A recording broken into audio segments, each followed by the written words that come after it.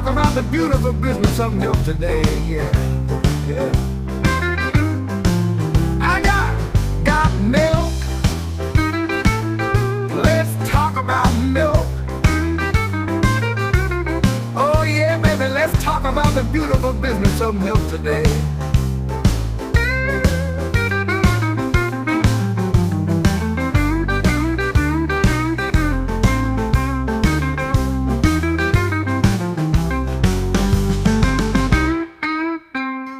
This episode of Got Milk is sponsored by Shunya Agritech, the folks revolutionizing cattle nutrition with hydroponic green fodder.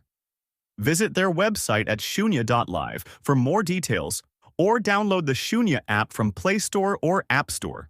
Ever notice how the price of milk at the grocery store jumps around sometimes? Oh, yeah, for sure. Well, today's deep dive might give us a little bit of a different perspective on that. Interesting. We're going to be looking at some research from the Journal of Biology and Nature. Okay. It's called Feeding Balanced Ration for Improving Dairy Cattle Productivity. A review. Catchy. Yeah. And it's authored by Singh, Gupta, Awasthi, and Kumar. Okay.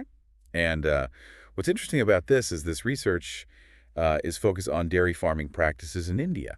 Yeah, that's a really important region for milk production. Yeah, and in other kind of similar regions where smaller scale farmers really depend on their cows for a living. Yeah, their livelihood depends on it. Yeah.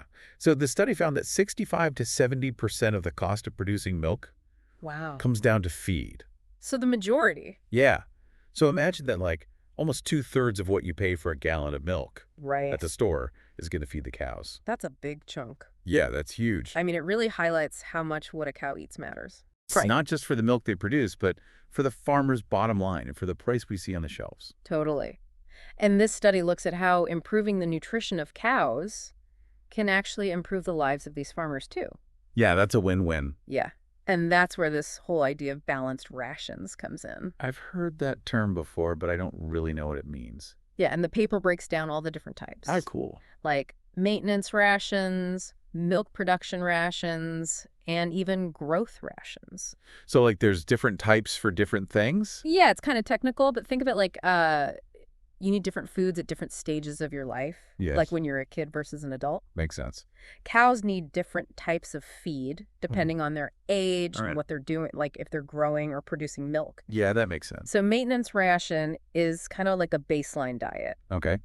It's enough to keep them healthy, but not necessarily make them, gain weight or anything. Well, this is the basics. And then there's a milk production ration, which is like extra fuel Oh, for a high-performing athlete or something. right. It gives them the extra nutrients they need to produce more milk. It's like high-octane fuel for milk. Exactly. Yeah. And the amount changes depending on how much milk they're giving Oh, wow. and even the fat content of the milk. Interesting. Yeah, so it's pretty specific. Farmers really have to become cow nutritionists. Yeah, they have to figure out, what each cow needs. That sounds complicated. Yeah. And the study found some pretty surprising imbalances. Oh. Like 71% of the cows in this study were getting too much protein and energy. Too much of a good thing. Yeah, you would think, but it can actually throw off their system. Oh, wow. And then at the same time, 65% weren't getting enough calcium and phosphorus. So it's not just about the amount, but the right balance of nutrients, too? Right. These imbalances can impact everything, Oh, no. from their milk production to their overall health. So it's a delicate balance. Okay, so I'm starting to see how this whole balanced ration thing is more complicated Yeah. than just tossing some hay in a trough. Totally. So what happens when a cow actually does get this ideal diet? Yeah, what's the payoff? Well, for starters, you get more milk. How much more? The study found that milk production can jump anywhere from 2 to 14% with balanced feeding. Wow, that's significant. Yeah, that's a pretty big boost.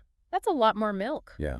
And what about the quality of the milk itself? Yeah, does that change too? Absolutely. The Yeah. fat content can go up too by 0.2 to 0.15%. Way more fat. Well, yeah, but fat is what gives milk its rich flavor and creamy texture. Oh, yeah, especially in things like cheese and yogurt. Exactly. Okay, so we've got happier cows, more milk, and potentially tastier dairy products. Right. What about the farmer's bottom line? Does this balanced feeding approach actually save them money? In the long run? Yeah. That's a good question. Well, that's one of the most compelling findings. Oh, really? Yeah, while better quality feed might cost a bit more upfront, the increased milk production and the overall efficiency of the cows actually leads to lower feeding costs over time. Interesting. And when you factor in the higher milk yield, Yeah. farmers could actually see a real improvement in their income. So it's an investment that pays off? Yeah, it seems like balanced feeding has the potential to benefit everyone. Yeah, totally. Win-win-win. But there's one more piece of this puzzle I'm curious about, What's that? the environmental impact. Oh, yeah. I know methane emissions from cows are a big concern. Huge. Did the study address that at all? It did. And it's actually a pretty fascinating connection. Oh, A cow's diet can have a big impact on how much methane they produce. really? Yeah. So what a cow eats could potentially help reduce their contribution to climate change. It's a promising area of research. Wow. A balanced diet means better digestion for the cow, Yeah. and that means less methane is produced in their gut.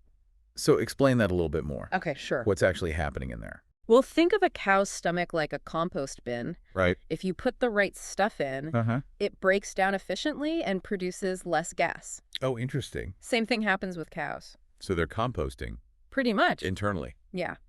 A balanced diet helps them digest their food better, Okay. meaning less methane is released into the atmosphere. And when you consider just the sheer number of dairy cows around the world, Oh my gosh. even small reductions per cow Yeah. can add up to a significant impact. It's all about those little changes adding up. Totally. So it's not just about milk production. Right. It's about finding more sustainable farming practices that benefit everyone. Totally agree.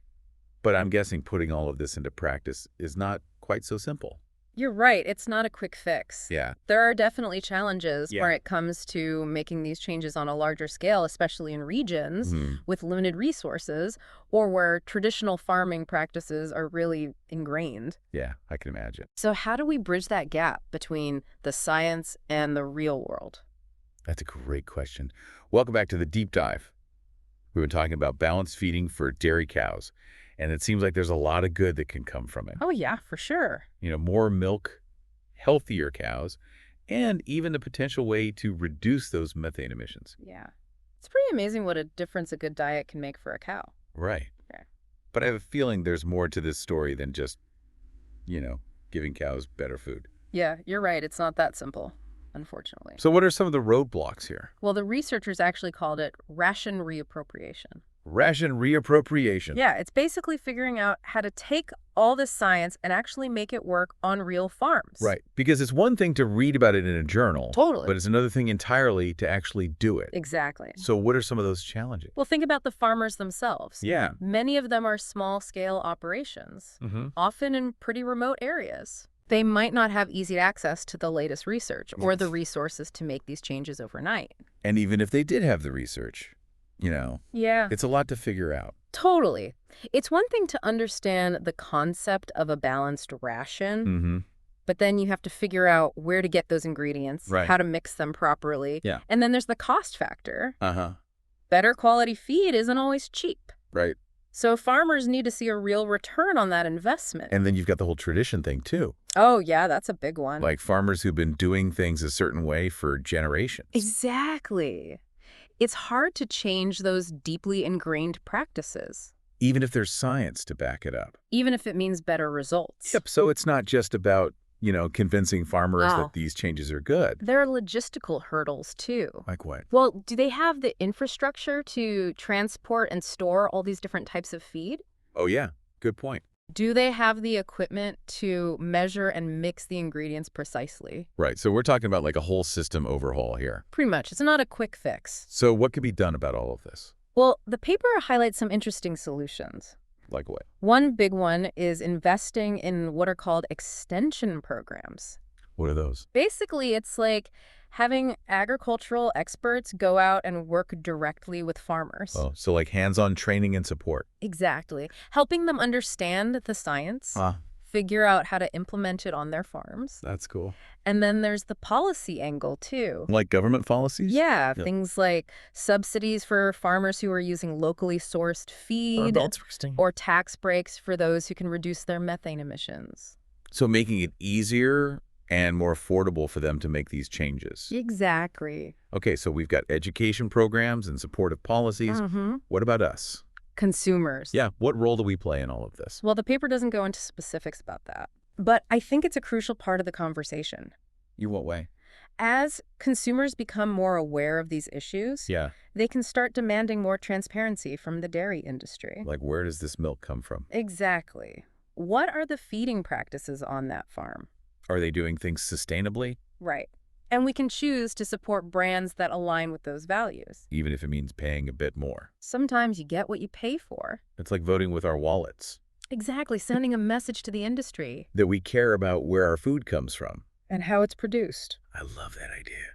It's about recognizing that we're all part of this food system. Right. Our choices matter. Totally. We can make a difference. Welcome back to the Deep Dive. This whole world of dairy farming and balanced feeding has been really interesting to learn about. Yeah, it's amazing how much goes into something we just take for granted, like a carton of milk. Right. Like, who knew there was so much to think about? It's way more complex than I ever realized. Totally. Mm-hmm. And while we've talked about some of the challenges when it comes to making these practices, more widespread, Mm-hmm. the research does offer some really promising solutions. Yeah, there's definitely hope for the future. So what are some of the key takeaways for moving forward? Well, I think education is key. Like, we need to make sure farmers have the knowledge and tools they need to implement these balanced feeding practices. And it's not just like a one-time training thing, right? No, definitely not. It's about ongoing support, Yeah. helping them troubleshoot problems and adapt these techniques to their specific farms. Right, because every farm is different. Exactly. What works for one might not work for another. What about technology? It seems like there could be a role for that. Oh, absolutely. Technology is transforming agriculture. Yeah. We're seeing incredible advancements in what's called precision agriculture. Precision agriculture, what's that? It's basically using sensors and data analysis to monitor individual cows. Like high-tech cow monitoring. Yeah, you can track their nutritional needs Right. and even adjust their feed rations in real time, That's amazing. like a Fitbit for cows. I love that. So we can make sure they're getting exactly what they need. Exactly. It's all about optimizing their health and performance. And there's even apps for this stuff, right? Yeah, tons of them. Wow. They can help farmers calculate the ideal feed mix, Uh-huh. source ingredients locally, Oh, that's cool. and connect with other farmers to share ideas. So technology can really help bridge that gap. Absolutely. It makes these practices more accessible and efficient. That's great. But we also talked about the economic side of things. Right. How do we ensure these practices are actually financially viable for farmers? Yeah. Especially smaller operations. Right. Well, one approach is to explore different market models. Like what? Things like connecting farmers directly with consumers Oh, interesting. or partnering with local businesses that value sustainable practices. So the farmers can get a fair price for their milk. Exactly. And that's where consumer awareness comes in. Yeah, we have to be willing to pay a little more. If it means supporting sustainable and ethical farming. Right. Yeah. It's about recognizing that the cheapest option isn't always the best. Totally agree. It's about choosing to invest in a better food system. And I think more and more consumers are starting to think this way. Yeah, I think people are really starting to care about where their food comes from. They want transparency. Uh-huh. They want to know that the animals are being treated well. And that the environment is being protected. Exactly. It's about values. And it's not just about individual choices either, right? Right. We can advocate for policies that support sustainable farming. Like voting for candidates who prioritize these issues. Exactly. Or contacting our representatives to voice our concerns. We can all make a difference. Absolutely. It's about collective action. So by working together, we can create a food system that's good for everyone. For the animals, for the farmers, for the environment, for all of us. That's a great goal. It's inspiring to see how something as simple as changing a cow's diet can have such a big impact, It really shows how interconnected we all are. and how even small changes can add up to something meaningful. I think that's a perfect takeaway from this deep dive. It's been fascinating to explore all these different aspects of dairy farming. Yeah, it's given me a whole new perspective on that carton of milk in my fridge. Mine too. And to our listeners, we hope you learned something new today. And that you'll join us next time for another deep dive into a fascinating topic. Until then, keep exploring, keep questioning, and keep making those conscious choices that shape a better world. We'll see you next time. I got milk. Let's talk about milk.